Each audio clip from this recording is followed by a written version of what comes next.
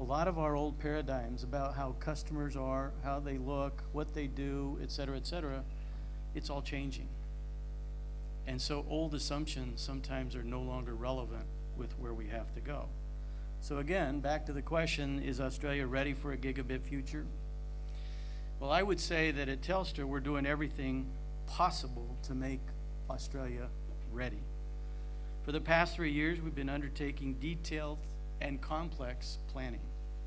The high-speed fiber broadband network is a crucial element, but again, only one part of an ecosystem that includes other networks as well as devices, as well as integrated services, infotainment, cloud computing, software as a service, content, and all the things that probably each of you here in the room think about every day.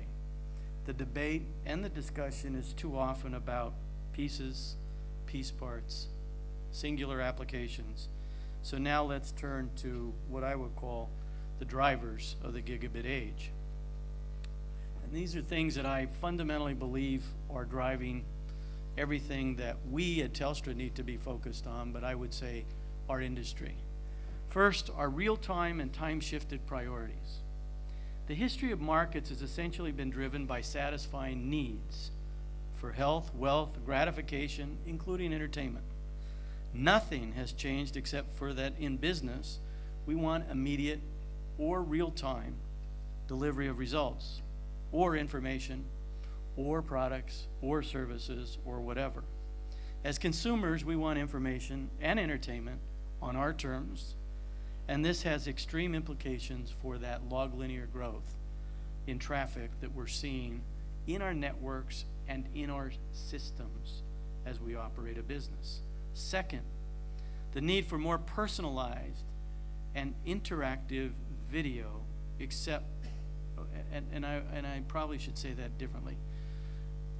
The need for more personalized and interactive interactions that we have, which means that all of us are moving back into this notion that says, I'd like to have a video conversation with you if I can't have a real-time, in real space kind of conversation with you. So that we want it real-time, and we want it as real as it can be.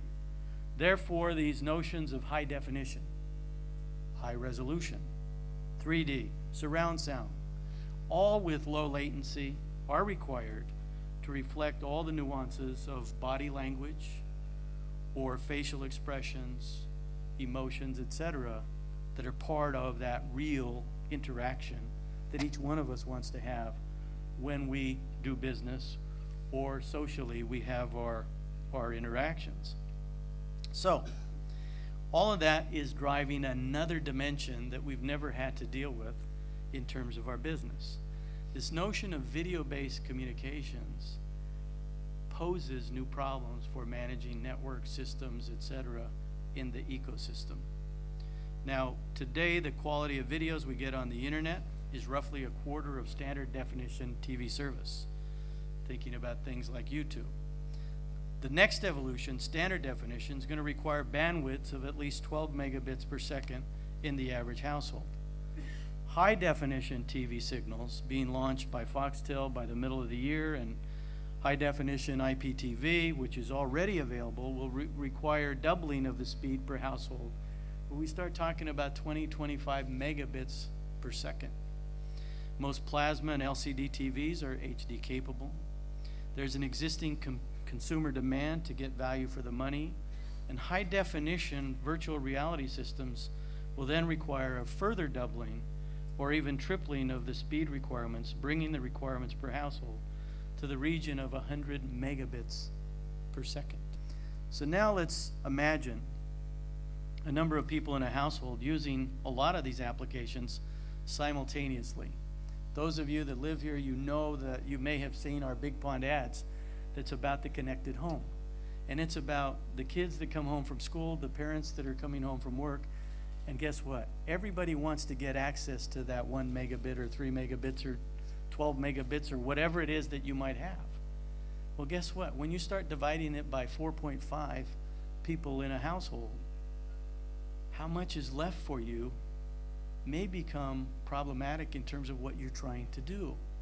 And that's part of the stories in terms of what we're talking about. When we think about moms that are operating video-based businesses from their homes, tweens that are playing network video games, teenagers remotely attending university, dads might be video conferencing into a staff meeting, and visiting grandparents might be having a remote consultation with their family doctor. All of that is part of this gigabit future, and it's not far away. Now, the third driver of this gigabit age is what I would just plain and simply call the never-ending quest for productivity and productivity improvement. We in business are on a continuous quest to do more with fewer resources consumed every day of our business lives. We use tools, products, services to grow new or enhanced services, build better services, and to take costs out of our business and eliminate waste in the processes that we might have in any of our businesses.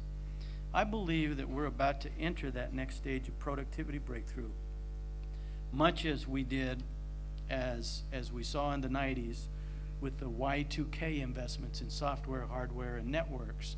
I think we're about to embark on that next productivity boom in terms of what we can do, leveraging the infrastructure and the technologies associated with the ecosystem. So these three drivers of real-time, personalized video and interaction and productivity are going to benefit the entire economy, I think, in the short and long term.